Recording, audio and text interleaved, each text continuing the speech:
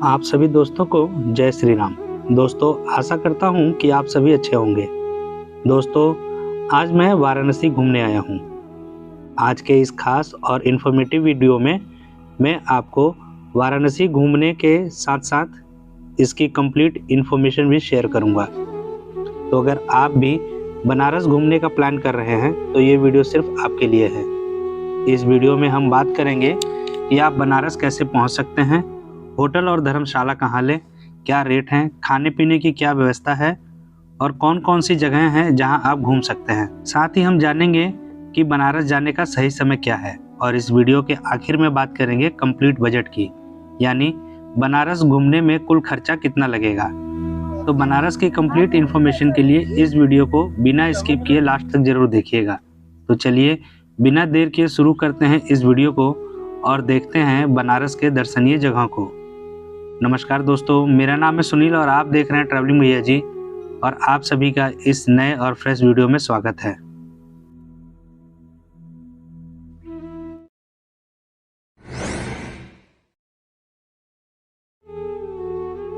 महादेव की नगरी वाराणसी भारत में उत्तर प्रदेश राज्य का प्रमुख धार्मिक शहर है।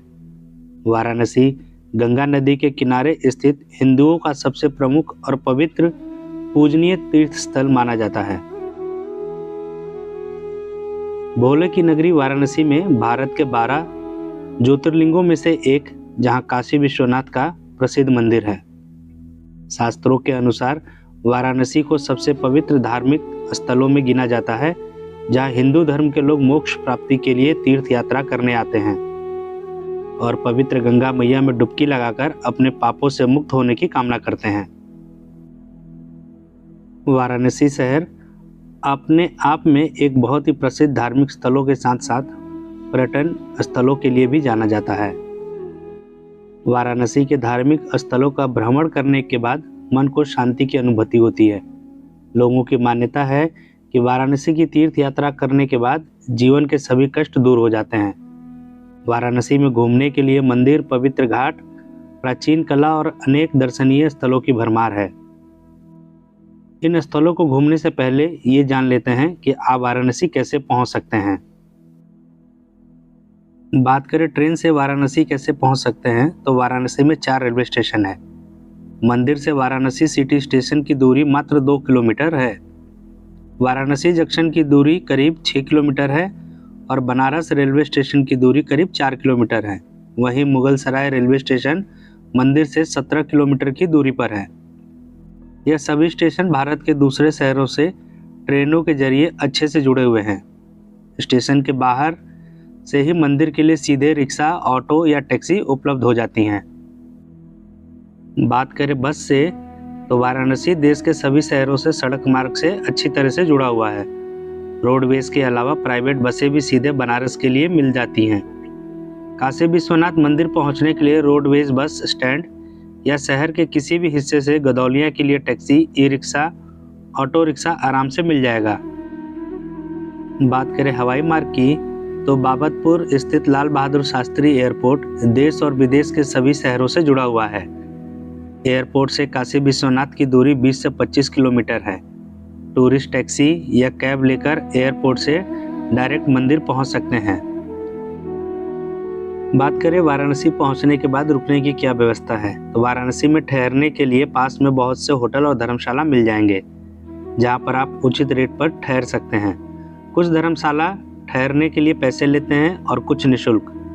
वाराणसी में श्री कृष्ण और श्री महेश्वरी जैसे प्रसिद्ध धर्मशाला भी मिल जाएंगे, जहां पर आप ठहर सकते हैं। 80 घाट के पास बहुत से होटल हैं जहां आप रूम बुक कर सकते हैं। वाराणसी में होटल आपको 1000 से 1200 रुपये में मिल जाएंगे, वहीं आपके धर्मशाला पे 500 रुपये खर्च करने पड़ सकते हैं।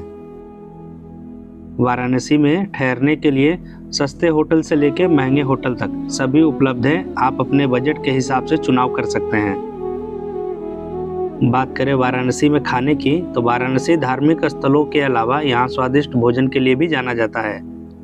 वाराणसी धार्मिक स्थल होने के कारण यहाँ पर अधिकांश होटल या रेस्टोरेंट में शाकाहारी भोजन मिल जाएगा। वाराणसी में चटपटा खाने के लिए चाट, समोसा, कचौड़ी के ठेले दिख जाएंगे। दोपहर और रात्रि के भोजन के लिए होटल और रेस्टोरेंट धार्मिक स्थल के पास ही मौजूद हैं। अगर आपको नॉनवेज खाने के शौकीन हैं तो आपको मंदिर से स्टेशन की तरफ जाना पड़ेगा, यानी मंदिर से आप 6 से 7 किलोमीटर दूर जाते हैं तो आपको नॉनवेज खाने के लिए भी मिल जाएगा। ये तो हुआ कि आप वाराणसी कैसे पहुंच सकते हैं, कहाँ रुकना चाहिए और क्या खा सकते हैं। अब बात करते हैं कि वाराणसी पहुंचने के बाद वहाँ क्या क्या घूमना चाहिए। तो वाराणसी की शुरुआत आप काशी विश्वनाथ मंदिर से कर सकते हैं। वाराणसी में स्थित काशी विश्वनाथ मंदिर सबसे प्रसिद्ध और प्रमुख धार्मिक स्थल में से एक माना जाता है। काशी विश्वनाथ मंदिर का इतिहास 3000 साल से भी अधिक पुराना है। भगवान विश्वनाथ को विश्वेश्वर नाम से भी जाना जाता है, जिसका अर्थ होता है संपूर्ण ब्रह्मांड का शासक। यह मंदिर गंगा नदी के किनारे स्थित है। काशी विश्वनाथ मंदिर शंकर भगवान को समर्पित 12 ज्योतिर्लिंगों मंदिर में से एक है। मंदिर में दर्शन करने पर फोटो खींचना वर्जित है। साथ ही दर्शन करने पर मोबाइल कैमरा एवं अन्य इलेक्ट्रॉनिक गैजेट्स ले जाने की अनुमति नहीं है। मंदिर की मीनार पर 8 क्विंटल का सोना चढ़ा हुआ है। मंदिर में एक कुआं भी है जिसे ज्ञान वापी या ज्ञान कुआं कहा जाता है, जहां पर केवल हिंदुओं को जाने की अनुमति है। मंदिर में दर्शन करने के बाद आप मंदिर के पीछे वाली रास्ता, यानी वो रास्ता जो गंगा नदी के तट के तरफ या गंगा नदी के घाट के तरफ खुलता है, जिसे ललिता घाट कहते हैं, उधर से आप बाहर निकल जाइए। एक बार जब घाट पे पहुंचेंगे तो आपको एक लाइन से बहुत सारे घाट देखने को मिलेगा। सबसे पहले आप मणिकर्णिका घाट चले जाइए, जो ललिता घाट के ठीक बगल में है। मणिकर्णिका घाट अंतिम संस्कार के लिए सबसे पवित्र माना जाता है। घाट में लोगों की अंतिम यात्रा के बाद अंतिम संस्कार के लिए लाया जाता है। कहा जाता है कि यह घाट अगले जीवन का प्रवेश द्वार है। मणिकर्णिका घाट वाराणसी से लगभग 6 किलोमीटर की दूरी पर स्थित है। मणिकर्णिका घाट सप्ताह के सभी दिन खुला रहता है। मणिकर्णिका घाट को देखकर आपको आपके जीवन के असली उद्देश्य की अनुभूति होगी। मणिकर्णिका घाट घूमने के बाद आप रत्नेश्वर महादेव मंदिर भी देखने जा सकते हैं, जो कि मणिकर्णिका घाट के एकदम नज़दीक है। वाराणसी का रत्नेश्वर महादेव मंदिर भगवान शंकर को समर्पित है। इस मंदिर की एक खासियत इसे अन्य मंदिरों से अलग बनाती है। दरअसल यह अन्य मंदिरों के अलावा यह मंदिर तिरछा खड़ा है। जी हाँ, इस प्राचीन मंदिर को देखकर इटली के पीसा टावर की याद आ जाती है। पीसा टावर लगभग 4 डिग्री तक झुका हुआ है, लेकिन वाराणसी में मणिकर्णिका घाट के पास स्थित यह रत्नेश्वर महादेव मंदिर लगभग 9 डिग्री तक झुका हुआ है। यह मंदिर साल के ज़्यादातर समय नदी के पानी में डूबा रहता है। कई बार पानी का स्तर मंदिर के शिखर तक भी बढ़ जाता है। ऐसे में यहाँ बहुत ही कम समय के लिए पूजा अर्चना की जाती है। रत्नेश्वर महादेव मंदिर देखने के बाद आप दशाश्वमेध घाट भी देखने जा सकते हैं। सारे घाट आपस में जुड़े हुए हैं। अगर आप रत्नेश्वर महादेव मंदिर से दशाश्वमेध घाट घूमने जा रहे हैं तो आपको पैदल ही जाना पड़ेगा और 15 से 20 मिनट में आप घाट के पास पहुंच जाएंगे। यह वही घाट है जहां शाम को गंगा आरती होती है, जिसके लिए बनारस बहुत ज़्यादा प्रसिद्ध है। ऐसा माना जाता है कि यह वही स्थान है जहां ब्रह्मा ने दशाश्वमेध यज्ञ किया था। यह घाट एक धार्मिक स्थल है और यहाँ कई तरह के अनुष्ठान किए जाते हैं। यह घाट हर शाम आयोजित होने वाली गंगा आरती के लिए सबसे ज़्यादा प्रसिद्ध है। हर दिन सैकड़ों लोग इसे देखने आते हैं। कुछ देर घाट घूमने के बाद आप गंगा आरती में शामिल हो सकते हैं। आप अपने दिन की शुरुआत जहां काशी विश्वनाथ से करते हैं, वहीं आप अपने दिन का अंत यहां गंगा आरती देखकर कर सकते हैं। गंगा आरती देखने में बहुत भीड़ होती है। वहां पे काफ़ी लोग बैठने के लिए पहले से ही आ जाते हैं। तो अगर आपको भी बैठ के गंगा आरती का आनंद लेना है तो समय से पहले पहुंच जाइए, वरना बैठने के लिए जगह नहीं मिलेगी। साथ ही अगर आप पूरी गंगा आरती को देखना चाहते हैं तो 1.5 से 2 घंटे का समय लग सकता है, इसलिए आप समय लेकर ही जाएं।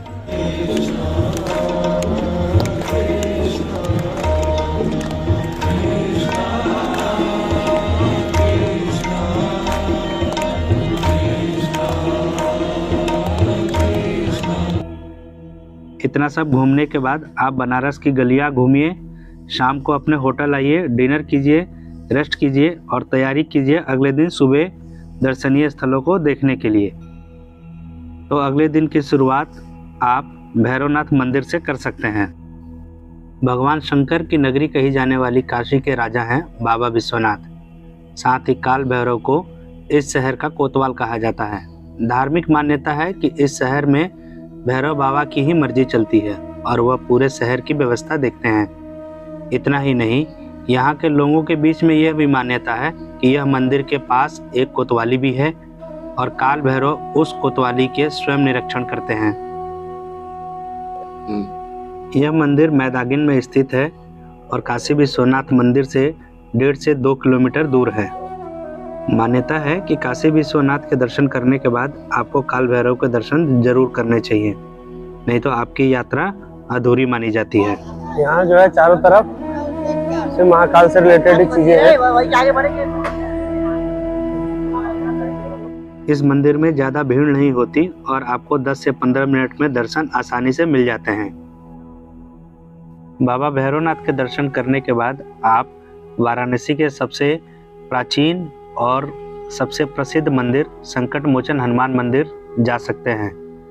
संकट मोचन हनुमान मंदिर बाबा विश्वनाथ मंदिर से करीब 3 से 4 किलोमीटर दूर है। यह मंदिर वाराणसी के लंका में स्थित है। ऐसी मान्यता है कि हनुमान जी की यह मूर्ति गोस्वामी तुलसीदास जी के तप और पुण्य से प्रकट हुई थी। हनुमान जी दाएं हाथ से भक्तों को अभय दान दे रहे हैं और बायां हाथ उनके हृदय पर स्थित है। यह मंदिर भी करीब 400 साल पुराना बताया जाता है। संकट मोचन मंदिर में प्रवेश निःशुल्क है। मंदिर रोजाना सुबह 5 बजे से रात 10 बजे तक खुला रहता है। हनुमान जी के दर्शन करने के बाद आप 80 घाट जा सकते हैं। बनारस में घूमने की जगह में 80 घाट भी बहुत ही प्रसिद्ध घाट है। यहाँ पर एक पीपल का पेड़ है जहाँ भगवान शंकर की शिवलिंग के रूप में पूजा की जाती है। यह बनारस रेलवे स्टेशन से महज 7 किलोमीटर की दूरी पर स्थित है।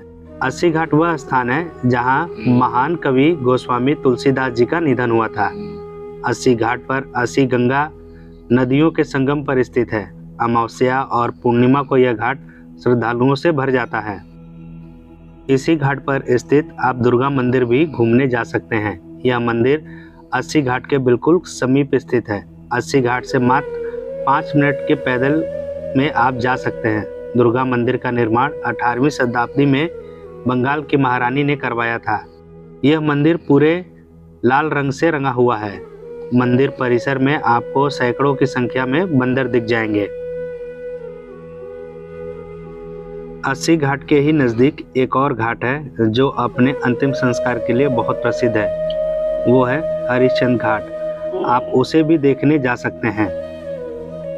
घाट और मंदिर घूमने के बाद आप रामनगर का किला देखने भी जा सकते हैं। वाराणसी का यह किला रामनगर में स्थित है। यह तुलसी घाट के सामने गंगा के पूर्वी तट पर स्थित है।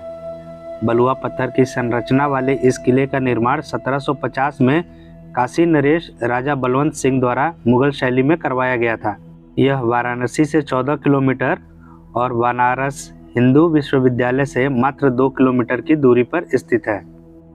रामनगर किले में एक मंदिर और मैदान के भीतर एक संग्रहालय है और मंदिर में वेद व्यास को समर्पित एक मंदिर है जिन्होंने महान भारतीय महाकाव्य महाभारत लिखा था। संग्रहालय के अंदर विंटेज कारें, रॉयल पालकी, तलवारें और भी पुरानी बंदूकें, हाथी का दांत और प्राचीन घड़ियां रखी हुई हैं।